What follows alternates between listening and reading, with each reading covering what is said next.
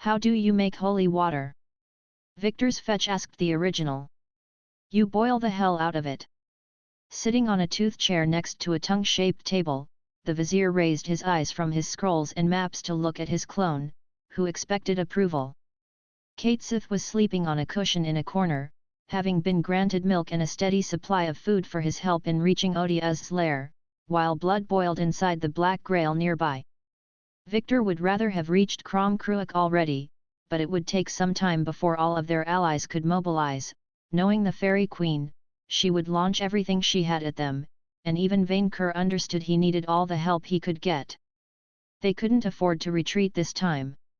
For if they failed, there wouldn't be a world left to save. I don't think her mother will like it, the Reaper admitted. Even if she's opposed to political correctness in Happyland, ISA will be offended. Hear me out, I got a better one, the fetch coughed, before unleashing the bomb. If a child refuses to sleep during nap time, are they guilty of resisting arrest? The wooden house they inhabited seemed to groan, and it probably did. A bat took the opportunity to enter through an open window. The VNV army had set up a night camp outside as they made their way through Pryden's western borders. Victor, what are you doing? The bat asked him, before shape-shifting into Charlene.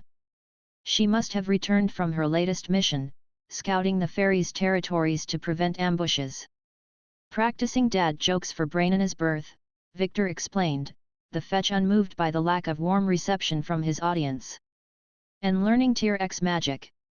Babies, a voice echoed into the house, startling Charlene. Not yet, Victor replied. Since Junior had evolved into a mimic witch hut, the vizier had turned his former pet into a walking command tent.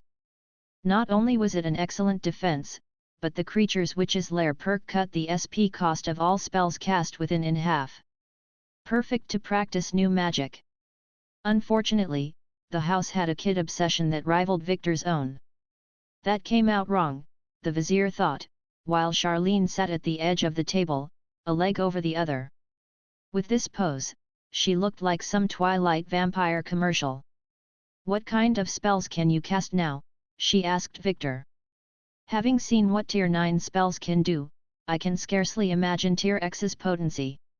Neither did Victor until he laid his eyes on these scrolls. Tier X spells were as absurd as they were rare.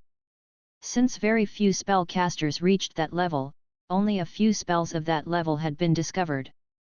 Thanks to the gods backing him up, Victor had managed to get his hands on a handful of them, and even then he lacked the specializations needed to cast the best ones. Down, Victor read a scroll to Charlene. Grants a target 1000 years of eternal youth. Red Moon, Tier X ritual exclusive to Moon Man worshippers and claimed, causes a lunar eclipse driving everyone seeing the moon to madness for a single night. Private world, folds an area of space into a private world. King in Yellow, Tier X performance, summons the eldritch deity Haster to destroy a city. You can grant eternal youth on demand, the vampire asked, immediately sensing an opportunity. You could sell that service to fund the war budget.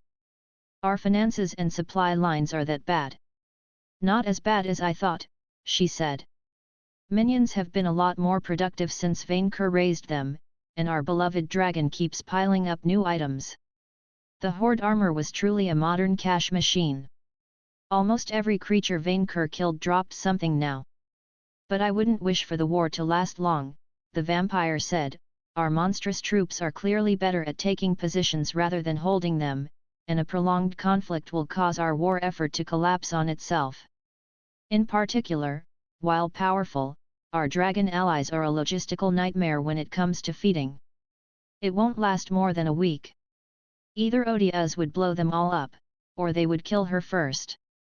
What is the situation on the front?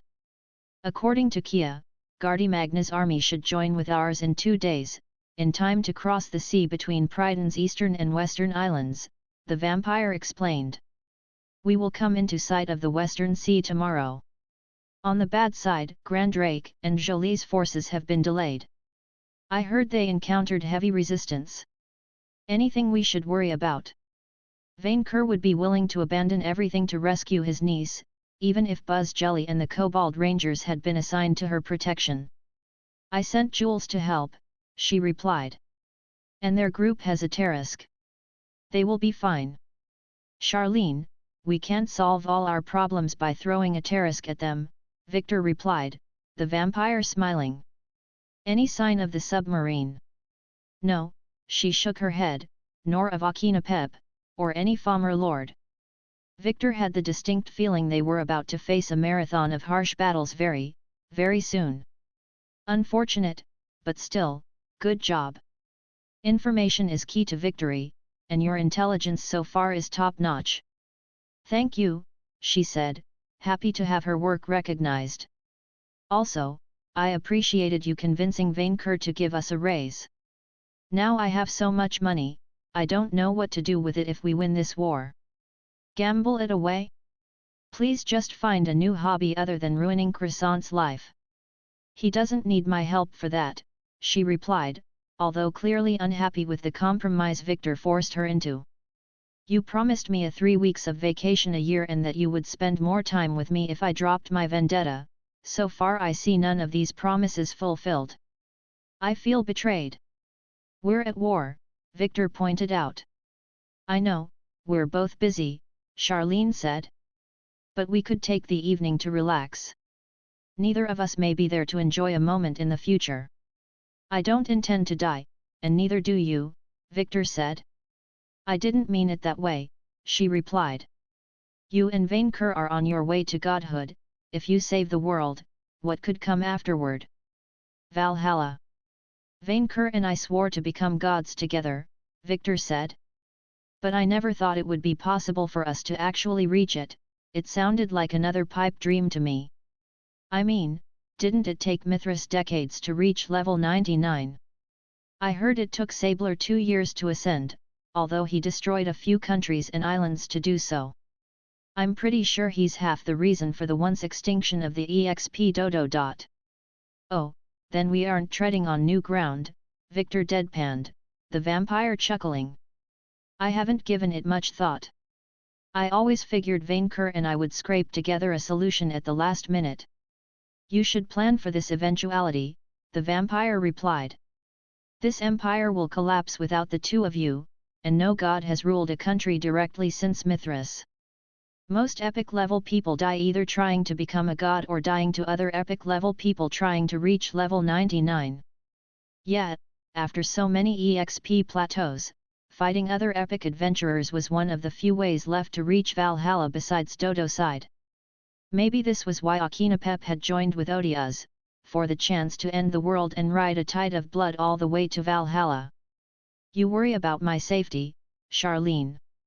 I do, she admitted, although she made it sound like she didn't care all that much.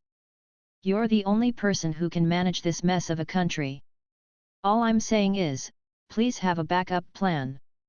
Victor crossed his arms, thoughtful. I'll think about it.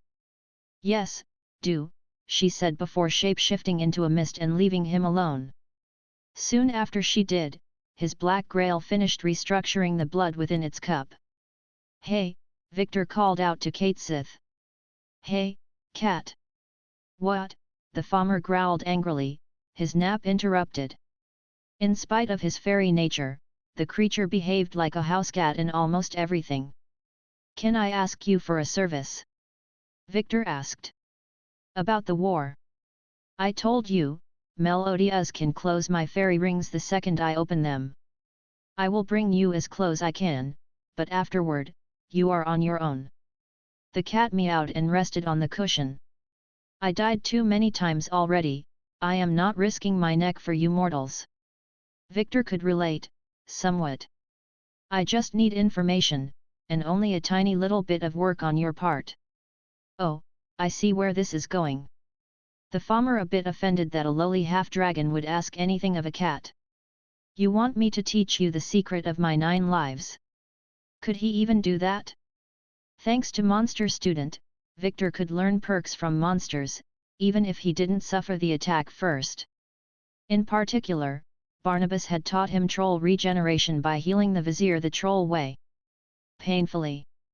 Victor would have loved to learn the Tarask's regeneration, which would probably make him invincible, but the beast lacked the higher understanding necessary to teach it, let alone understand classes and level up. This may have been a blessing in disguise. Gods, an intelligent Tarask wizard would be terrifying. I already have a revival method of my own, Victor said, proud of his black cup. No, I have something else in mind. What do I get in return? The cat replied, brazenly scratching his tummy. I am a feline. I am not like you manlings. My evolved, immortal body needs 18 hours of sleep to work, and you're delaying my rest. Victor summoned a bright ball of red yarn in his hand. The farmer looked at the item with big, fascinated eyes. Give it to me, the cat ordered Victor like a petulant child, extending his tiny paws. Of course, the fairy was too lazy to actually rise up from his cushion and take it by force. Give it to me, manling. Why does your kind follow Odia's? Victor asked, dangling the yarn ball in front of the critter. Because they want the power of a soul crest, the cat replied with a sarcastic, condescending tone as if talking to a slow child. And people wondered why Victor hated cats. It's not like dragons will give us their blood willingly. Won't they? The more he thought of it, the more Victor was convinced dragons and farmers had some sort of symbiotic relationship at one point. Their innate magic seemed to complement each other's too much, even if WYRMS had forgotten their own. Heck, from what he had seen, their blood was even of the same color. Coincidence? The good thing is, Victor said, taking out his homemade soul crest out of the black grail. I'm half dragon. His creation was only a third of the size of Magmel's but should work the same.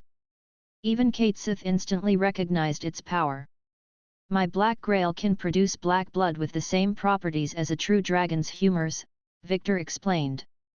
As long as the artifact remains, you farmers can gain souls without killing anyone, or owing anything to Odias. What do you want me to do with it? The farmer asked, his playfulness replaced with seriousness. I want you to spread the word to your kindred, to anyone who has doubts about this war or Odia's genocide. Those of you with souls, and thus a conscience, and those who don't have a soul yet, but are pragmatic enough to understand that this crusade will only end in our mutual annihilation. Carry the word and show them this crest, and tell them there is another way. She isn't your only choice and never was. Why are you doing this, manling?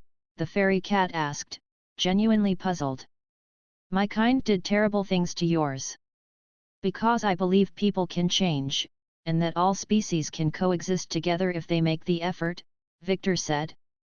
Vainqueur and I, we created a place where monsters can live together. In time, through trade and diplomacy, they will truly coexist with humans too. I truly think this is the only way to break this cycle of war. It's too late, Katesith shook his head with resignation. Your kind will never forgive us. They will not move past centuries of death and oppression. I've seen it, meow. Your people hate us. I think they can move on with time, Victor said. Not all of them, because people are complicated and old grudges die hard. But I think most will give peace a chance. If you take a stand.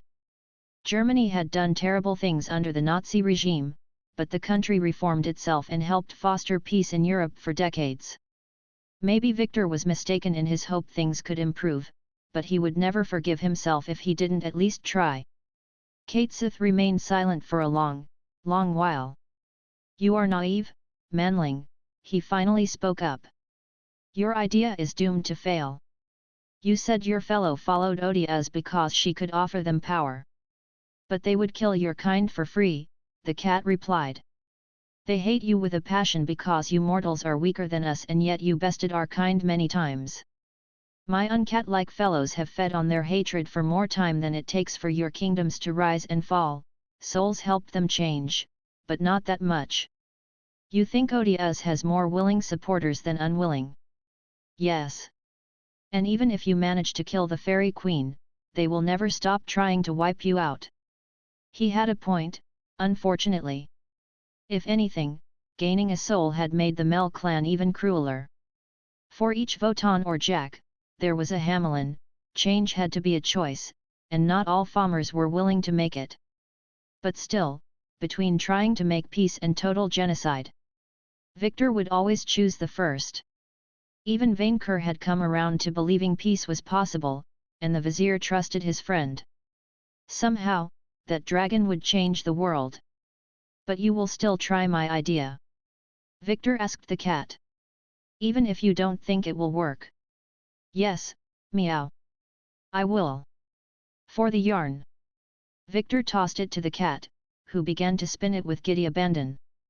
As a wise man once said, Alia I acta est hey, I got a good one, the fetch suddenly said, having a eureka moment. How do you call me when I'm wearing a crown and a belt of gender bending?